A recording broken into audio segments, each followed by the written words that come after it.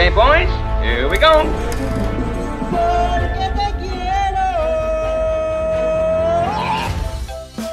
Halo guys, gak terasa lebaran tinggal sebentar lagi nih. Udah pada beli baju belum nih? Buruan beli yang banyak ya. Oke, seperti biasa, di video kali ini aku akan menceritakan alur film yang berjudul Love Contractually. Oke, biar kalian gak penasaran dengan filmnya, langsung saja kita masuk ke alurnya. Di awal film ini diperlihatkan dengan seorang wanita yang sedang menggerebek pacarnya yang berselingkuh. Sebelumnya, wanita ini memantau gerak-gerik pacarnya dari CCTV. Dan pada saat itu, pacarnya selalu memberikan kode warna kuning kepada selingkuhannya. Mengetahui hal itu, wanita ini menjadi tidak menyukai warna kuning. Diketahui wanita itu bernama Yejin. Dia adalah seorang CEO asuransi. Dan wanita itu sudah berumur 35 tahun. Orangnya sangat tegas, disiplin, dan sangat perfeksionis. Karena itu, semua karyawannya memberikan julukan 4 pendekar. Semua karyawannya juga tahu bahwa bosnya kini tidak menyukai warna kuning, dan mereka semua membuang barang-barang yang berwarna kuning. Di sisi lain, juga ada seorang pria yang bernama Xiaobo. Dia bekerja sebagai kurir dan juga berprofesi sebagai penerjun payung.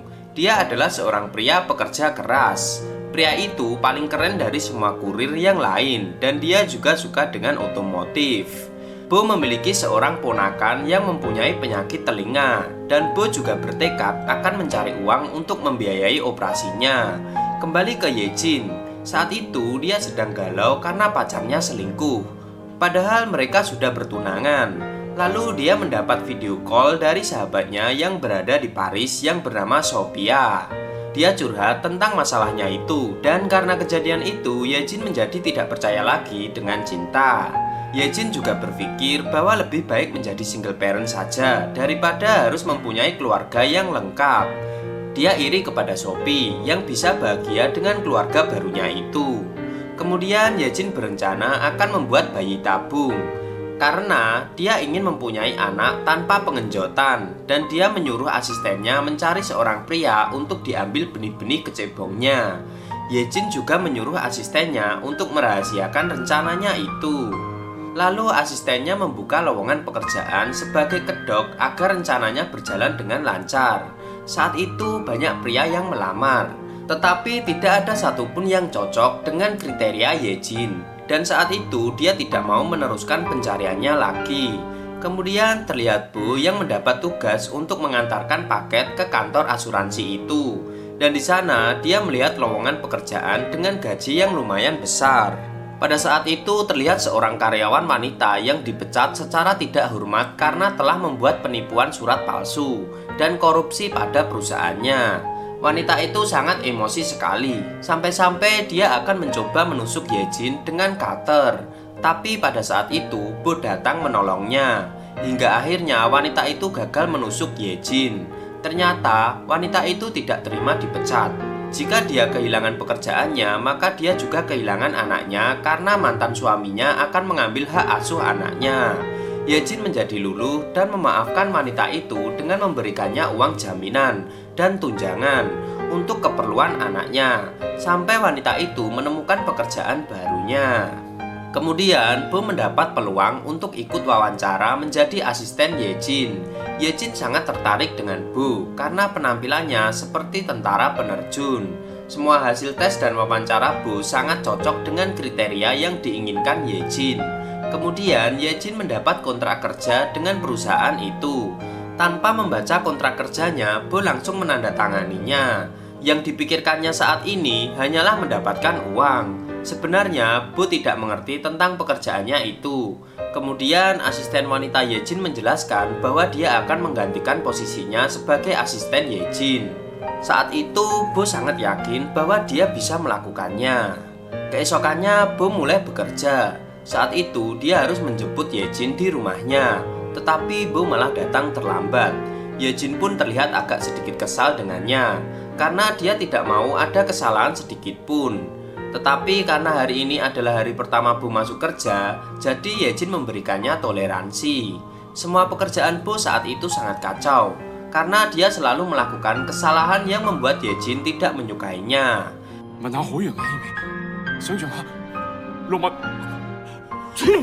Di hari kedua bekerja, Bo kembali melakukan kesalahannya lagi. Saat itu Bo harus mengantarkan Yejin untuk menghadiri sebuah rapat penting. Tetapi di sini Bo malah terjebak kemacetan di jalan. Kemudian Bo berinisiatif untuk mencari jalan pintas. Yejin tidak yakin Bo bisa mengantarkannya dengan tepat waktu. Tapi lagi-lagi jalan yang dipilih Bo juga macet. Yejin kembali memarahi Bo habis-habisan karena dia tidak becus dalam bekerja. Bo yang kesal dengan perkataan Yejin langsung berbalik memarahinya dan juga meminta Yejin keluar dari mobil. Ternyata saat itu Bo sudah mempersiapkan motor untuk mengantarkan Yejin menghadiri rapat pentingnya. Karena waktu sudah mepet, mau tidak mau Yejin tetap diantar menggunakan motor itu. Sesampainya di kantor, Yejin dan Bo yang menggunakan motor itu langsung bertemu dengan kliennya. Saat itu kliennya sangat kaget dengan kedatangan Yejin. Karena biasanya Yejin selalu diantar dengan menggunakan mobil mewah, tetapi sekarang dia hanya diantar dengan menggunakan motor tua. Kliennya itu malah memujinya karena motor yang digunakannya sangat keren. Dan ternyata kliennya itu juga suka dengan motor-motor klasik. Karena hal itu, kliennya langsung meminta Yejin untuk menandatangani kontrak kerjasamanya. Dan Yejin pun tersenyum sambil memandang Bo yang ada di sana. Kemudian Bo dibawa ke rumah sakit untuk diambil benih-benih kecebongnya. Di sini dia tidak tahu maksud dari tujuannya itu. Dia mengira itu adalah tes kesehatan. Lalu dia disuruh colai sambil menonton video mantap-mantap. Lalu Yejin dan asisten wanitanya memanggil Bo ke ruangannya. Di sini Bo dijelaskan bahwa dia telah lulus tes dan sebenarnya Yejin tidak mencari asisten untuknya, melainkan mencari bapak untuk mau menanam benih kecebong agar Yejin bisa mempunyai anak nantinya dengan proses bayi tabungnya. Karena dia tidak mau bergencotan dengan pria manapun. Bo bingung dengan pernyataan itu dan dia juga menganggap bahwa Yejin dan asisten wanitanya itu lesbiola, tetapi dugaannya itu salah. Bo juga menganggap Yejin tidak waras. Saat Bo akan pergi, Yejin memintanya kembali untuk menjadi asisten pribadinya dan akan membayarnya 900.000 yuan. Dengan bayaran yang besar itu, Bo mau menurutinya. Kemudian Bo kembali mendapatkan arahan dari asisten Yejin agar kualitas hasil benih kecebongnya nanti menjadi bagus. Dan asisten itu juga meminta Bo untuk mengisi data pribadinya. Lalu terlihat Bo yang sedang dimarahi oleh mantan pacarnya karena data pribadi yang kemarin Bo isi itu berkaitan dengannya. Mantan pacarnya itu tidak terima karena disangkut pautkan dengan pekerjaan Bo. Dan ternyata mereka sudah berpisah sejak 6 bulan yang lalu. Di sana asisten Yejin melihat pertengkaran Bo dan mantan kekasihnya itu. Malam harinya terlihat Bo yang sedang jalan di pinggir jalan. Dan dia telah melanggar kontrak kerja untuk menjaga asupan makan yang lebih sehat. Tiba-tiba saja Yejin datang dan duduk bersamanya. Yejin juga memesan pesanan yang sama saat itu. Bo menjadi canggung karena Yejin berada di situ dan melihatnya makan makanan yang tidak sehat. Lalu Yejin meminta maaf atas kejadiannya tadi siang, bahwa dia tidak bisa merahasiakan pekerjaan Bo kepada mantan kekasihnya itu. Dan dari sini Yejin juga tahu alasan Bo dan mantan kekasihnya itu berpisah. Bo juga berharap suatu saat nanti bisa memiliki keluarga yang utuh. Tiba-tiba saja asisten Yejin datang dengan membawa mobil ambulan. Dan para perawat itu langsung membawa Bo masuk ke dalam mobil ambulan. Bo dibawa ke rumah sakit untuk mengeluarkan alkohol dan racun dari darahnya. Lalu saat Bo sedang berada di rumah, tiba-tiba saja Yejin menelponnya dan memintanya untuk datang ke rumah. Sesampainya di rumah Yejin, Bo terpesona melihat tubuhnya dan dia menjadi gagal paham saat diminta untuk naik ke kamarnya. Saat berada di dalam kamar, Bo langsung melepaskan bajunya. Bo berpikir bahwa Yejin akan meminta untuk menggenjotnya. Lalu Yejin masuk ke dalam kamar dan memberikan lampu kepada Bo untuk menggantikan lampu mati di kamar itu. Bo menjadi malu karena dia sudah melepas bajunya saat itu dan sudah siap untuk bergenjotan. Keesokannya, saat Bo sudah siap untuk mengantarkan Yejin, tiba-tiba saja mantan Yejin datang ke rumahnya. Ternyata mantannya itu datang untuk mengajaknya balikan, tetapi Yejin sudah mati rasa dengannya dan tak mungkin untuk balikan. Lalu mantannya itu memberikan solusi yang tidak masuk akal hingga membuat Yejin marah dan mereka pun menjadi bertengkar. Tiba-tiba saja Bo datang dan menengahi mereka. Kemudian Bo mengusir mantan Yejin itu keluar. Setelah itu Yejin mengajak Bo pergi untuk menemui ayahnya yang dirawat di panti jompo. Di sini diketahui bahwa ayahnya mengidap penyakit Alzheimer. Yejin berusaha agar ayahnya itu mendapat perawatan khusus agar dapat sembuh dari penyakitnya. Dan Yejin juga akan membayar perawatan itu 3 kali lipat. Saat Yejin akan pergi, ayahnya itu memanggilnya dan dia juga menganggap bahwa Yejin adalah istrinya.